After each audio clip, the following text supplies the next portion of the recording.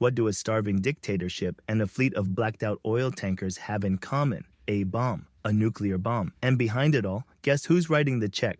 Today, we're diving deep into two countries so backward they lag behind in everything: economy, tech, military, law, education, healthcare, you name it. Yet somehow, these underdogs have risen to become world-class nuclear-armed thugs.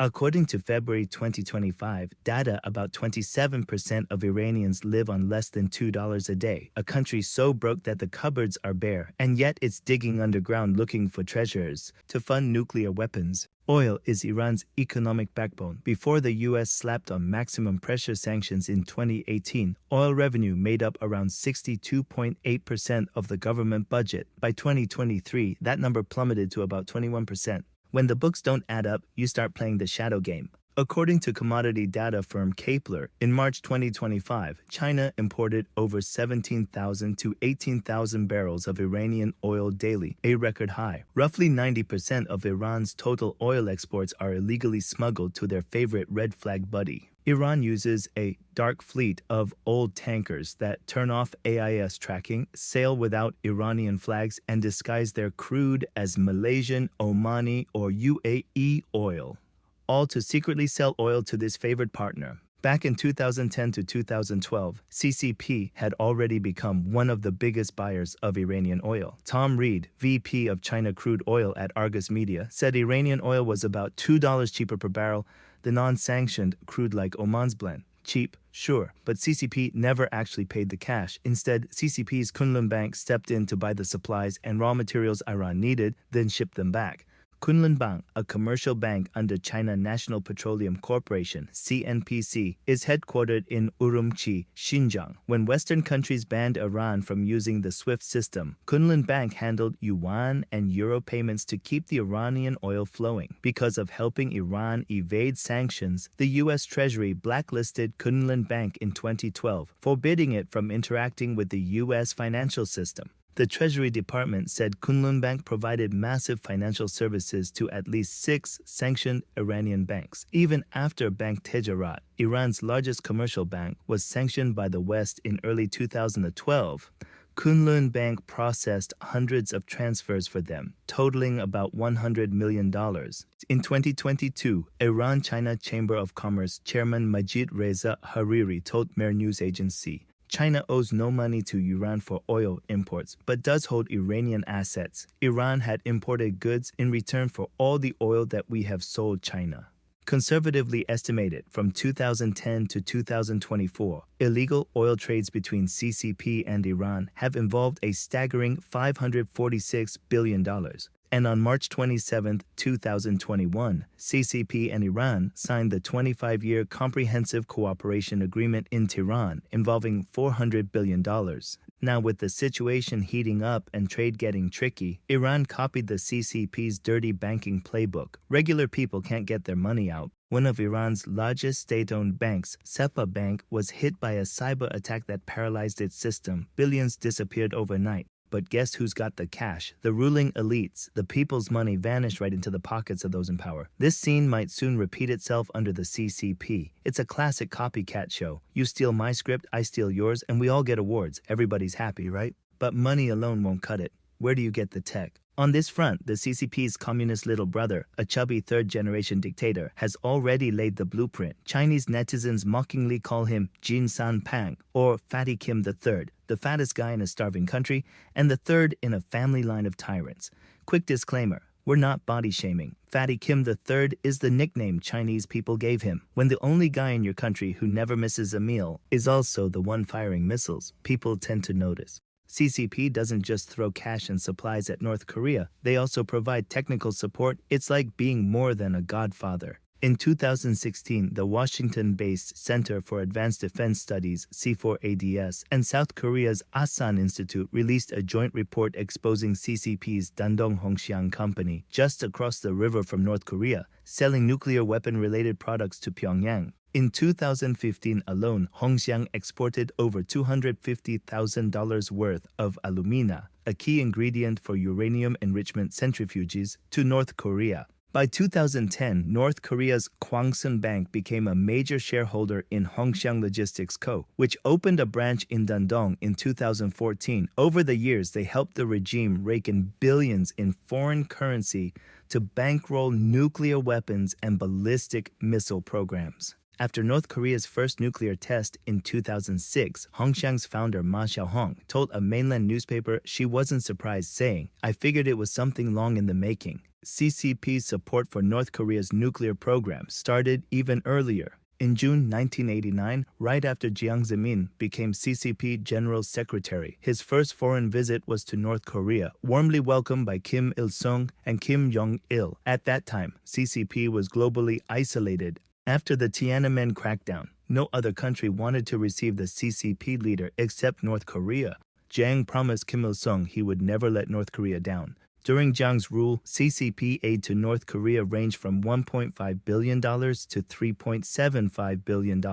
Since 1991, China replaced the Soviet Union as North Korea's sole oil supplier, delivering about 500,000 tons annually, covering 80% of North Korea's oil imports. In 2005, China supplied 531,000 tons of food aid, making up 92% of international food assistance to North Korea. These supplies not only kept the Kim family in power but also kept nuclear facilities running. Kim's regime even resold leftover oil to third countries for cash and supplies. Insiders from CCP's nuclear industry reveal that North Korean nuclear technicians have been trained in China, with the most advanced tech originating from CCP. CCP controls critical materials and key personnel for North Korea's nuclear tests, and some experiments are secretly conducted at Chinese nuclear facilities. CCP funnels nuclear weapon tech to Iran through North Korea and Pakistan. The U.S. Congressional Research Service report, Iran, North Korea, Syria ballistic missile and nuclear cooperation, documents tech cooperation between North Korea and Iran. The Institute for Science and International Security, ISIS, reported on August 29, 2011, that North Korea provided Iran with MCNPX 2.60, a computer program used to simulate nuclear explosions.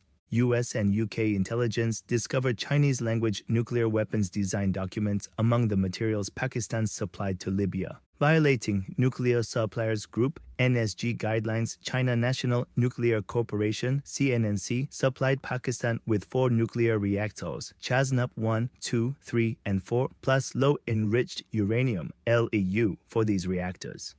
In 2004, Pakistan's father of the bomb, A.Q. Khan, publicly confessed to selling nuclear tech to North Korea, Iran, and Libya. And the root of it all, the CCP nuclear grandmaster. In 1955, CCP founder Mao Zedong officially ordered China's nuclear weapons program. Chen Shuisen, China's famous missile and rocket expert, was temporarily promoted to lieutenant general to gain military access to Soviet bases. After the Sino-Soviet split, Soviet experts left, but China had already nearly completed nuclear tests, plus experts trained in the U.S. like Chen Shuisen, Deng Jiaxian, and Guo Yonghuai carried on. The first successful nuclear test was in 1964. Making nukes is expensive, even during the man-made famine from 1959 to 1961, when 37.5 million peasants died. CCP still exported grain to raise foreign currency for nuclear weapons. Today, China owns roughly 350 to 400 nuclear warheads, ranking third globally. CCP mainly uses plutonium as nuclear material, which due to plutonium-239's smaller size and higher energy density is perfect for multiple warheads and thermonuclear hydrogen bombs. You often hear about enriched uranium and plutonium. Here's a quick explainer. Iran mainly uses highly enriched uranium HEU for its nukes. Natural uranium contains mostly uranium-238, approximately 99.3%, and a tiny amount, uranium-235, approximately 0.7%. Uranium-235 is the only naturally fissionable isotope, meaning it can sustain a chain reaction to release massive energy, critical for nuclear reactors and weapons. Uranium enriched to 50% or more. Uranium-235 is considered HEU, close to weapons grade. At 60% enrichment, uranium can be quickly further refined to 90% plus weapons grade. U.S. intelligence estimates Iran could make a nuke in weeks or months if it chose. The most common enrichment method is gas centrifuge, where uranium hexafluoride gas, UF6, spins at high speed. The lighter uranium-235 concentrates near the center, heavier uranium-238 moves outward. Cascade many centrifuges, and you raise uranium-235 concentration step by step. As of May 17, 2025, the International Atomic Energy Agency, IAEA, reported Iran holds about 408.6 kilograms, 900.8 pounds, of uranium enriched to 60%, up nearly 50% from 274.8 kilograms in February, making one nuke needs roughly 15 to 25 kilograms of weapons-grade uranium, let's say 20 kilograms, with 60% enriched uranium further enriched at about 3 to 1 loss ratio. 900 kilograms of 60% uranium could yield about 300 kilograms weapons-grade uranium. 300 kilograms of weapons-grade uranium could make about 15 nuclear bombs. Given design differences and losses, a conservative estimate is 9 to 10 nukes potential. On June 22, 1:50 a.m., President Trump tweeted, "We have completed our very successful attack on the 3 nuclear sites in Iran, but no word if Iran's uranium stockpile was destroyed or if hidden facilities remain."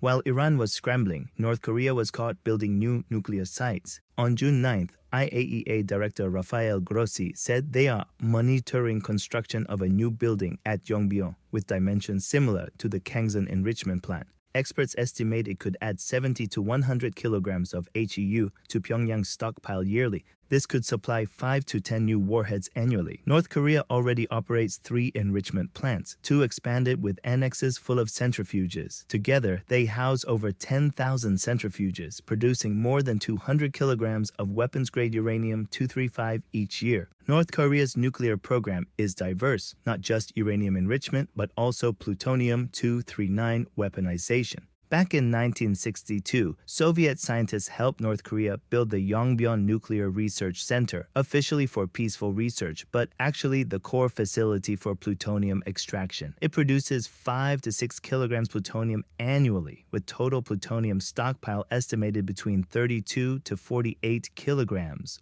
Weapons-grade plutonium is highly pure, 93% plus Pu-239, and can be used directly in nukes. North Korea uses graphite-moderated reactors with natural or low-enriched uranium. Uranium-238 absorbs neutrons and transmutes into plutonium-239. Estimates say North Korea has enough nuclear material to build about 70 to 90 warheads. After the U.S. bombed Iranian nuclear sites, CCP, North Korea, Pakistan, and Russia all angrily condemned the U.S. The global nuclear threat isn't over. If the CCP's circle of madmen ever sets off a nuclear war, they'll drag all of humanity down with them. Who will wrest the nuclear button from these dictators? Let's watch and see.